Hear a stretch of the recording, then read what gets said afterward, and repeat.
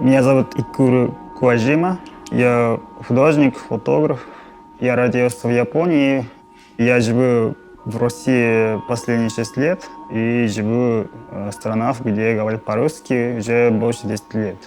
Я жил в разных странах и занимался сначала журналистикой, а потом я как-то начал больше общаться с художниками, и я понял, что есть другое понятие, такое более демократическое понятие, что каждый человек художник.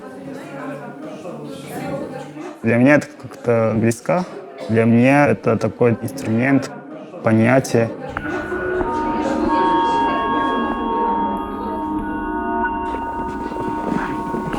У меня, конечно, изначально было совсем другое представление о том, что такое искусство. В Японии искусство — это значит искусство прекрасного. Но если что-то рисуешь красиво, это значит это искусство, а другие вещи — это не искусство. В японском языке есть слово «биджит», это дословно искусство прекрасного. Даже в японском языке современное искусство, это дословно звучит как современное искусство прекрасного.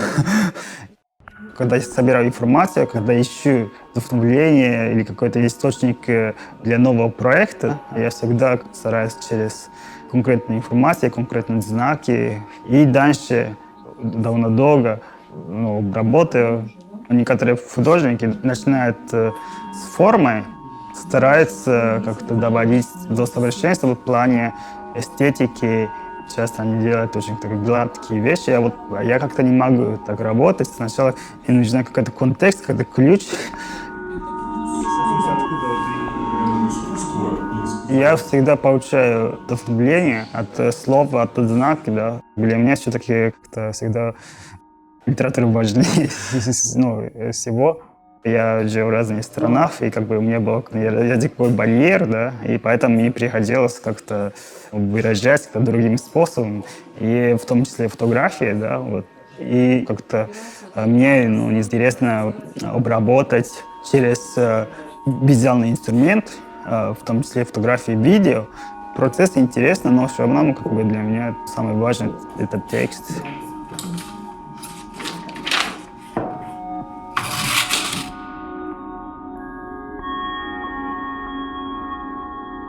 Художники постсоветского пространства, они, все-таки, конечно, не все, это многие обращают внимание на текст. В России это культура, которая ценит чтение. Есть очень много историй, которые очень сложно, практически невозможно изобразить. И поэтому в последнее время я как-то меньше занимаюсь фотографией, потому что видео позволяет выразить то, что эта фотография не может. Конечно, на самом деле текст в этом плане как-то самый универсальный, потому что через текст можно все как-то, почти все можно выразить. Что касается обломов, почему я работаю над этим проектом, но я просто сам тоже не совсем как-то разобрался, что такое обломов, что такое обломовщина. Это такая очень тонкая тема.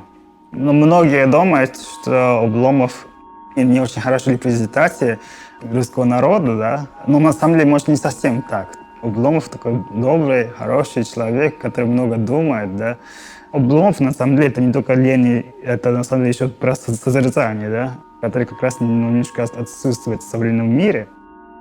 Мне кажется, в Обломове очень много знаков таких тонких. Может, Обломов как Россия, которая то ли Азия, то ли Европа. Да? И на самом деле эта амбивалентность, сложно сказать, это хорошо и плохо, красиво, но каждый видит по-разному. Да? Эту книгу хотел показать такую амбивалентность, и чтобы люди как-то подумали об этом.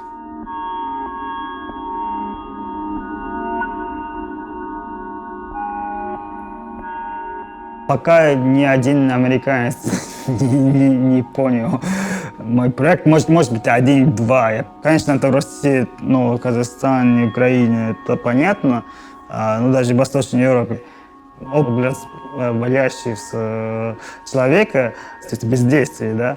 Все-таки Америка как-то не очень ценит, что надо действовать, вот это именно действие там как-то ценит.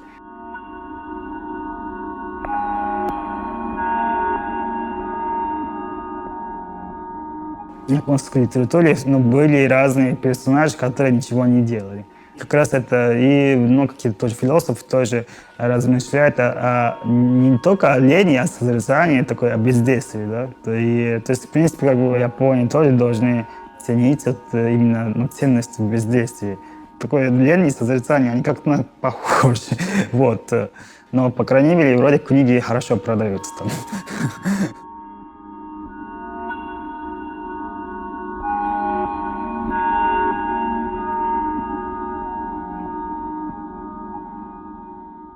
Конечно, я не живу в Японии уже 17 лет, но у меня родной язык японский. И, конечно, в детстве читал разные книги, комиксы. И как раз это самый такой понятный пример — это Миядзаки. Да? Почему мне нравится Россия, и особенно Удмуртия или Марий, как раз тут как-то есть параллель с японской культурой. Вроде бы они очень сильно отличаются, но в плане отношения к природе есть какое-то сходство. Вот зимой я часто ездил на север, где жил мой дедушка.